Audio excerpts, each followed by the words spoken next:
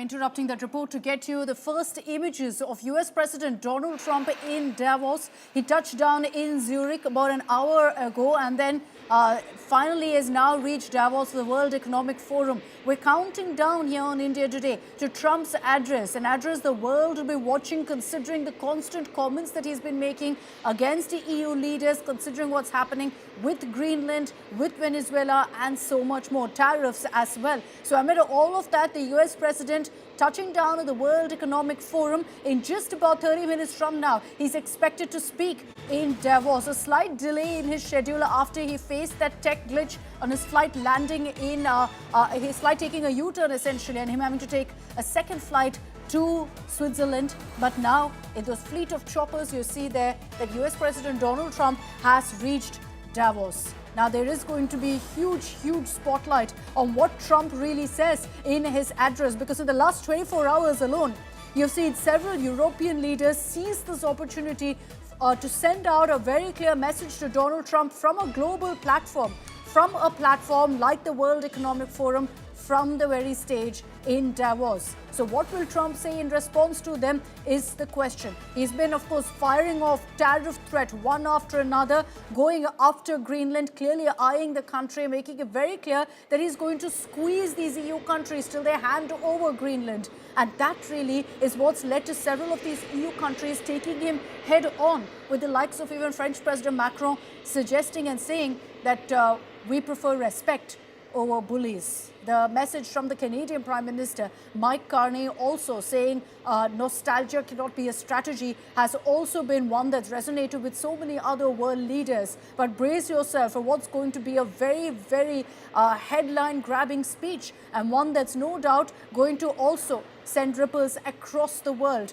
Pranay Upadhyay of India Today Global is joining us with more on this. Pranay, first images of Donald Trump touching down in Davos. This is the moment the world is watching. Let's be very clear that whatever Trump says now at that platform in Davos is going to have ripples, is going to have consequences for the entire world.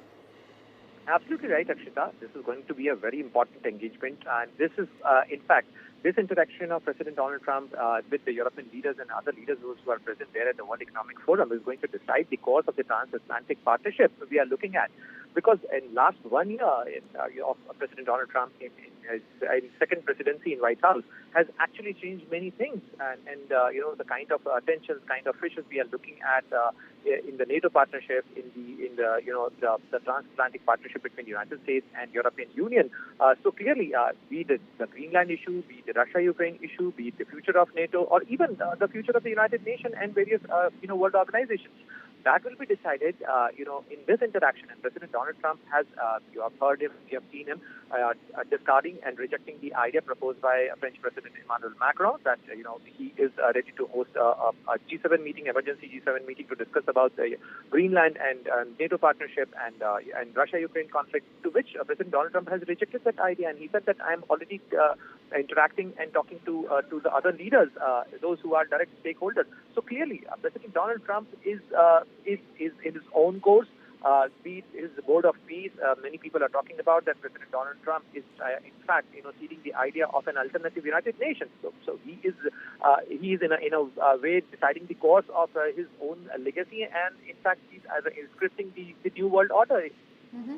And the last 24 hours, Pranay, the fact that at this very platform in Davos, you've had European leaders taking on Trump head on. They're not shying away anymore. So many of them are sending across a very clear message to Trump that enough is enough. We're not going to take it. You go ahead and threaten us with tariffs, we'll hit back. And so it's very clear right now that this stage that we're going to see where Trump is going to speak, the focus is perhaps going to be largely on what his message is going to be to the EU on tariffs and much more. Indeed, Akshita, if you see, there is a pushback from the European Union, and this pushback is quite important and quite existential for the European Union, because if President Donald Trump, who is hell-bent to take Greenland and make it U.S. territory, to acquire Greenland at any cost. This is going to break the transatlantic partnership, because the partnership between European Union and United States.